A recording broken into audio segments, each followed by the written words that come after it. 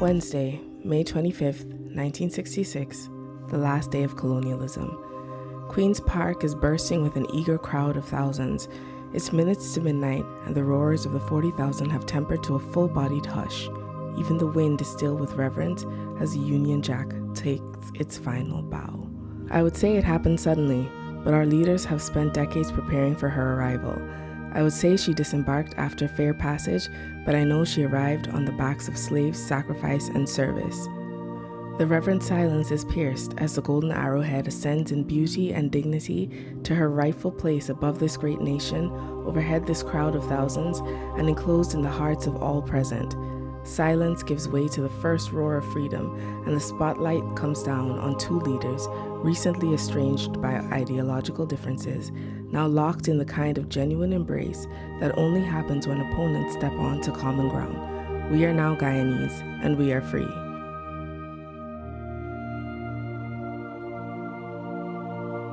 I was just in primary school, not even 10 years old, when I was with my parents at what was then the Queen Elizabeth Park, looking at the symbolic lowering of the Union Jack and the hoisting of the golden arrowhead.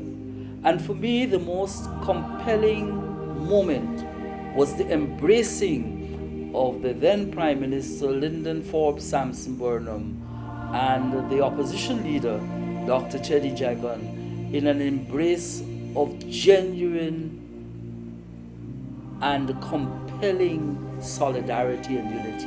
It was a clear expression of maturity into nationhood, to be acknowledged by the rest of the international community as a sovereign country that will charter its own course of socio-cultural and economic development, and without the dictates of a foreign or sovereign nation. It was going to be an opportunity to be non-aligned and to, in fact, charter a foreign and economic policy that comes from the belly of your people without following the dictates which we had to follow for centuries by colonial domination. And here we had an opportunity to unleash ourselves from the shackles of being given instructions and fashioning a developmental path that was indigenous, that was informed by the intellectual, academic, and nature of our people, Guyanese, fashioning. And that's what political independence means. Paying homage to this nation's first men, a crown of honors placed atop the newly minted coat of arms, mirroring the feathered regalia of the majestic Kanji pheasant. Two jaguars fiercely defend the buried and flamboyant riches, red, gold, and black, that are the jewels in the crown of my country. A queen of Flora, Victoria Regia, reigns confidently over many waters, still and troubled. My countrymen chase after unity, one people, one nation, one destiny. I believe that there were several significant symbols of our independence that every young Guyanese need to be acquainted with.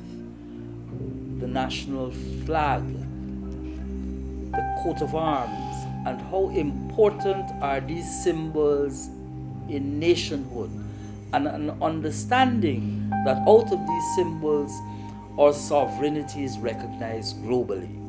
The test of the pudding is when there is empowerment of our people, when there is economic independence as distinct from economic dependence, where we can ensure that the commanding heights of our economy and the visioning are clearly articulated for the benefit of our country, where the symbol of our own currency reflects in large measure that we are chartering a course that is conceptualized and designed to bring benefit. Here were two Guyanese embracing, whose historical path to these shores were different. One, forced to come to this part as a result of slavery, and the other, whose entry to this part of the world was through a process of indentureship. But on that night, Thursday, 26th of May, 1966, they were fore and foremost Guyanese. They were not perceived then as Indo-Guyanese or Afro-Guyanese. They were Guyanese, and that should be the preoccupation of our mentality as we move forward as a nation, to see ourselves fore and foremost as Guyanese. It has got to be a constant message that resonates, not only with our political leadership, but our civic leaders, our church leaders, our business leaders. We are all in this together, and it should emanate from the bowels of our leaders across the political divide, across the social divide, across the cultural divide. Ours is a plural society that must embrace this, not only in word, but also in deed. The roots of our six people sprout, rise, bend, and weave to create an intricate and ambitious stalk. We are the tree of diversity whose branches grow and stretch to govern, protect, and serve the ones who are here and the ones yet to come. Have all leaders of our country recommit themselves and urging Guyanese, all Guyanese, to a balanced development of our country, one that will preserve our environment while ensuring that opportunities, economic opportunities are created, especially for our young people. I believe independence should also permit us an opportunity to reflect on the need for building a more tolerant society in an environment where intolerance is very pervasive. A society that can harness the collective strengths of all Guyanese while acknowledging that we have our differences.